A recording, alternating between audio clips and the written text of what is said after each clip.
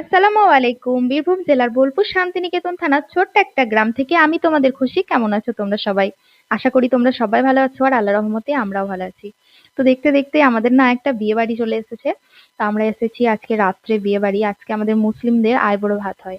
আর এই যে সামনেই বসে আছে এটা একটা আমার মামাতো বোন আর এটা হচ্ছে জিজু। তো ওদের নতুন বিয়ে হয়েছে। ওদের সঙ্গে আমরা এখানে খাচ্ছি। আর এখানে ছিল আলু পোস্ত, ভাজি, ডাল আর এখানে ছিল মাটন কষা। তো এই দিয়ে আমরা খেয়ে নিচ্ছিলাম। আদিল ওর নিনির কাছে ছিল আর আমরা এদিকে খাচ্ছিলাম। তো খেতে খেতে বৃষ্টি পড়ছিল, তো ভালোই লাগছিল খেতে, গরম যেহেতু একটু ছিল। তো তারপরে খাওয়া দাওয়া করার পর এখানে বসানো হবে, মানে বিশাল দাদাকে বসাবে, এখানে আইবুড়ো ভাত খাওয়াবে। তো প্যান্ডেলটা খুব সুন্দর করিয়েছিল, তো সেটা একটু ভিডিও ক্লিপস নিচ্ছিলাম। তো আমরা এখানে বসেছিলাম সবাই মিলে, আমাদেরও একটু ভিডিও ক্লিপস নিচ্ছিলাম। আমি, তোমাদের ভাইয়া, নানা, মা আমরা সবাই ছিলাম একসঙ্গে বসে। তো ভীষণই এনজয় হচ্ছিল, সবাই বসেছিলাম। আমি না বেশিক্ষণ থাকিনি যেহেতু আদিল খুবই জ্বালাচ্ছিল, গরমটাও ভীষণ ছিল। আর এটা হচ্ছে বাইরের এদিকে গেটটা।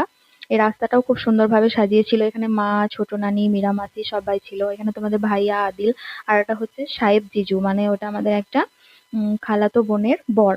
তো ভীষণই ভালো ওই জিজুটা, আমার ভিডিও প্রত্যেকটা ভিডিও দেখে, কমেন্ট করে, লাইক করে।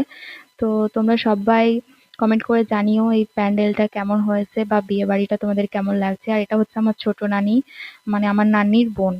তো আমরা সবাই একটু গল্প টল্প করার পরে এদিকে বৃষ্টি নেমে যাবে বলে আমরা বাড়ি চলে আসবো, বিয়ে বাড়িতে থাকবো না যেহেতু প্রচন্ড গরম, আদিল একদম থাকতেই চাইছে না, প্রচন্ড জ্বালাচ্ছে। আর আমি আজকে এই শাড়িটা পরেছিলাম, কেমন লাগছে অবশ্যই কমেন্ট করে জানিও তোমরা। তো তারপরে মারা কিন্তু থাকবে আজকে আর আমরা বাড়ি চলে যাব। আবার কালকে আসবো, বরযাত্রী যাব। তো আমি একটা ভিডিওর মধ্যেই দুটোই আমি ক্লিপস জুড়ে দিচ্ছি, তোমরা দেখে নিও কালকে। তো আমরা তো বাসে গিয়েছিলাম, অনেক দূরের রাস্তা, তো এসেই প্রথমে টিফিন করে নিয়েছিলাম। টিফিনে তো ফল ছিল, তারপরে নান পুরি ছিল, মিহিদানা ছিল, চানা মশলা ছিল, তারপর চিলি চিকেন ছিল, রসগোল্লা ছিল, অনেক কিছুই ছিল, তো সেই ক্লিপসটা নেওয়া হয়নি। তো তারপরে এদিকে আমরা খেতে বসে গেছি, তোমাদের ভাইয়া, আমি, ইরফান, নানা, আব্বু আমরা সবাই বসে পড়েছি। তো প্রথমে তো তোমাদের ভাইয়া আমাকে বলছিল তুমি আগে খেয়ে নাও তারপরে আমি খাবো একসঙ্গে, যেহেতু আদিল জ্বালাচ্ছিল। তো আমি বললাম না, ও জ্বালাবে না, আমি ওকে ম্যানেজ করে নেবো, তুমিও খেয়ে নাও আমিও খেয়ে নিই, তাহলে একসঙ্গে যাওয়া হবে, বাসে যেহেতু যাব। তো সেই জন্য একসঙ্গে খেয়ে নিচ্ছিলাম।